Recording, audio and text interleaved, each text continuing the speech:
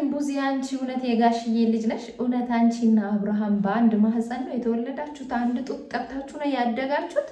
እውነት አንቺ ስለ አብርሃም ጤንነት ታስቢያለሽ? ትጨነቂያለሽ? እውነት ስለ አብርሃም ጤንነት ካሰብሽ፣ ስለ አብርሃም ካሳሰበሽ፣ እውነት ወንድሜ ነው ብለሽ ከተቆረቆርሽ ለምንድን ነው ታዲያ አንቺ ወንድምሽን በገንዘብ ለመሸጥ የምትታክሪው? በገንዘብ አሳልፈሽ ለሄርሜላ እየሰጠሽ ሄርሜላ ገንዘብ ስለምትሰጥሽ ብቻና ብቻ የወንድምሽን ጤንነት ረስተሽ ገንዘብሽን የምትበይ ሆዳም ነሽ እኮ። ሁሉም ነገር ደግሞ በጩኸት የሚሆን ነገር የለም። ስለ ጮሽ ሩታ ከአብርሃም ማራቃችም አሁንም ቢሆን አታገኘውም ብለሽ እየፎከርሽ እየዛሽባ አንቺ ማን ነሽ? አብርሃም ከፈለገ አብርሃም ከወደዳት አብርሃም ካፈቀራት አብርሃም ሚስቴ ናት ካለ እኮ በአብርሃም ህይወት የመወሰን መብት የለሽም። ሲጀመር አንቺ እህቱ ሳትሆኚ በአድ ራሱ አይደለሽም፣ ዘመድ ራሱ አይደለሽም። አስተሳሰብሽ ማለት ነውና በጣም ነው የምታናድረው። ምን አይነት የዘቀጠ አስተሳሰብ ነው ያለሽ አንቺ? ጤንነቱ ነው የሚቀድመው ወይስ እንዲህ ማሽቀድመው? ኧረ እባክሽ እንዴ!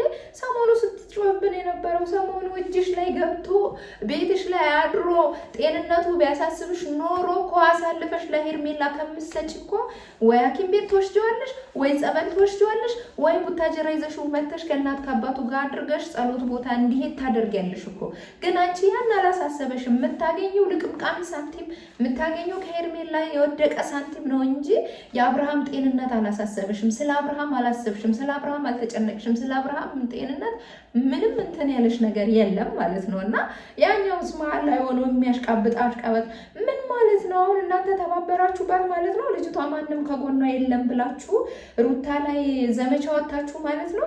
አልገባኝም፣ ማርያምን አልገባኝም። እና በዚህ ልክ ሩታ ለመግደት ርቀሽ የሩታ ጥላቻ ነው ሩታን አትፈልጋትም ብለን እንድናስብ አደረግሽን።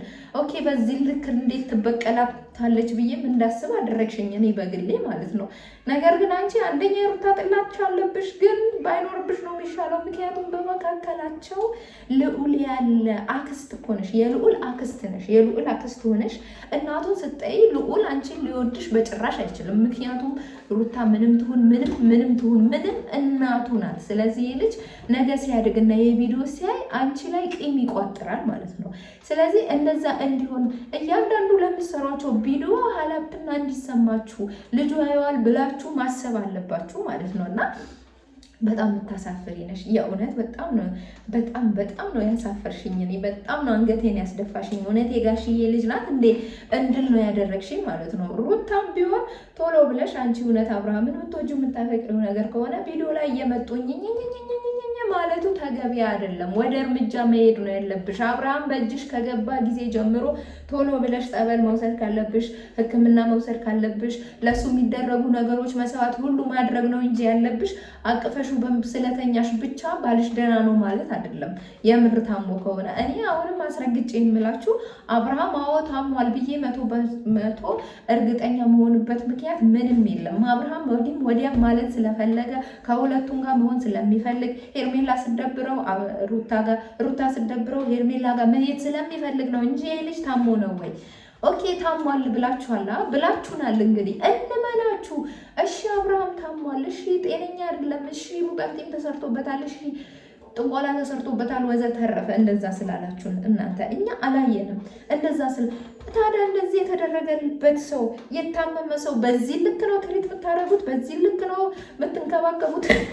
እያንዳንዳችሁ እየወጣችሁ ቪዲዮ ደቀናችሁ አምጪ የኔ ነው ያንቺ ነው እንዲህ መሆን አለበት እንዳመሆን አረው ምን አይነት እናንተ ማለት እግዚአብሔርን የጀዘባችሁ ጀዝባዎች ናችሁ። በዙሪያው ያላችሁ ሁሉ ወዳደሮች፣ ለራሳችሁ ጥቅም ብቻ ያደራችሁ፣ ለልጁ ምንም ቢሆን የማያሳስባችሁ፣ በሱ የምታገኙት ልቅምቃሚ ዶላር ብቻ የምታስቡ ደነዞች ናችሁ። ደነዞች፣ ወንድም ተብዬውም እህት ተብዬውም። እኔ ለምን እነ ጋሽዬ በዚህ መካከል ጣልቃ ገብተው ነገሮችን ለማስተካከል የማይሞክሩት ለምን እንደሆነ እውነት ቢታመም እኮ እውነት አብርሃም ከልብ ታሞ ከሆነ የምር ይሄን አክል ነገር ደርሶበት ቢሆን እኮ ጋሽዬ ዝም አይሉ። ጋሽዬ በጭራሽ ዝም አይሉም። ሩታንም ዝም ምንም ቢሆን አብርሃም ልጃቸው ነው። ስለዚህ ጋሽዬ ልጃቸውን ሩታ እንደዚህ አይነት ነገር አድርጋ በሙጠምጢም በሰይጣናዊ ነገር ይዛው ከሆነ ጋሽዬ ዝም አይሉ። ስለዚህ አብርሃም አልታመመም። አያችሁ አይደለ?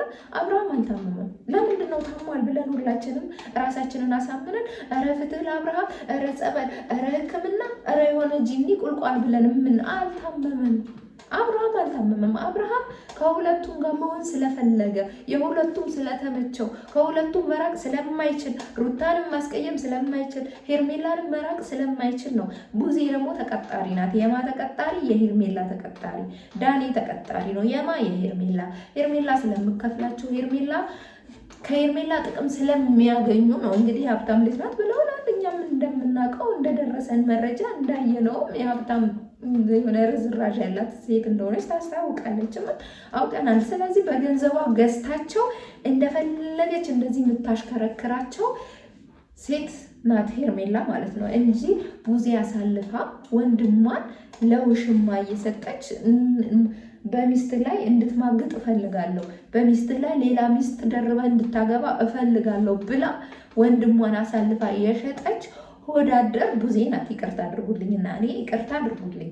የፈለገው ምን ብትሆን ለምን እዚህ ፊት ለፊቴ ግትር አትልም? እውነቱን እነግራታለሁ። ሰላም ጤና ይስጥልኝ። በመላው ዓለም የምትገኙ ወይኔ ቤተሰቦች እንዴት ናችሁ? ለካ ሰላም አላልኳችሁማ። ተናድጄ ስለገባሁኝ ነው። የምር ቡዜን እርግጥ ማለት ፈልጌያለሁ። እንዴት እንደምረግጣት ባላውቅም እናንተ ኮመንት ላይ እርገጡልኝ። ስደቡልኝ አይባልም ግን እርገጧት በቃ። ምክንያቱም የምትሆነው የምታሳየው ከእንትኗ ጩኸቷ በዛ እኮ። ጩኸትሽ እኮ ወንድምሽን አያድነውም። ማርያምን ያንቺ መጮህ፣ ያንቺ ቪዲዮ ላይ መጥቶ መንጣጣት፣ ያንቺ ከሩታ ጋር ሰጣ ገባ መግባት፣ ሩታን ከፍ ዝቅ አድርጎ መሳደብ፣ በአንቺ ልክ አሁን ሩታን አንቺን መስደብ አቅቷት ነው። አንቺን እንደፈለገች አድርጋ አሰድብሽም። ግን አየሽ ምንም ብትሆን የባልሽ ሚስት ስለሆነች የባሏን እህት መሳደብ ስለከበዳት ነው ዝም ያለችው። አንቺ ግን እየተንጣጣሽ ሙሉ ቪዲዮውን ጨርሽ። ሙሉ ቪዲዮውን ይሻልሻል። ከህይወታቸው እንደዚህ ልክ አሁን ውልቅ ብለሽ እንደወጣሽ ከህይወታቸው ውልቅ ብለሽ ውጭ። አይመለከትሽም። ነገ አብርሃምና ሩታ አንድ ላይ በሚሆኑ ጊዜ ራስሽን ትታዘቢዋለሽ። ነገ አብረው ሆነው ሌላም ልጅ ደግሞ ይወልዳሉ፣ ይሰፋሉ ነው ይበዛሉ።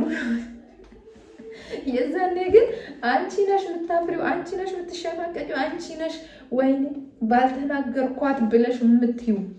ስለዚህ ቃላቶች ባታባክኝ፣ ባታስቀይሚያት፣ ከእሷ ጎን ሆነሽ ወንድምሽን ለማዳን ብትጣጣሪ፣ ሕክምናም ከሆነ ሕክምና፣ ጸበልም ከሆነ ጸበል፣ በቃ ያድነዋል የምትሉት እናንተ ባመናችሁበት ያድነዋል የምትሉት ቦታ ወስዳችሁ ከሩታ ጎን ቆመሽ ወንድምሽን ማዳን ነው እንጂ ያለብሽ ለወሽሚት ወግነሽ በወሽሚት ገንዘብ ተማምነሽ ወንድምሽን መግደል የለብሽም። ወንድምሽን መሸጥ የለብሽም። ወንድምሽን ለገንዘብ ብለሽ አሳልፈሽ መስጠት የለብሽም። ለዛ ነው እኛም ደግሞ ለተመልካች ምንም ክብር እንደሌለሽ አይመለከተኝም፣ እኔ ወንድሜን አያድኑልኝም። እውነትሽን ነው፣ አይመለከትም። በቃ ማንም እና ካልተመለከተን እኛም ማያገባን ነገር ከሆነ አስተያየት ስንሰጥሽ ማትቀበይ ነገር ከሆነ ለምን ትመጫለሽ ወደ ሚዲያ?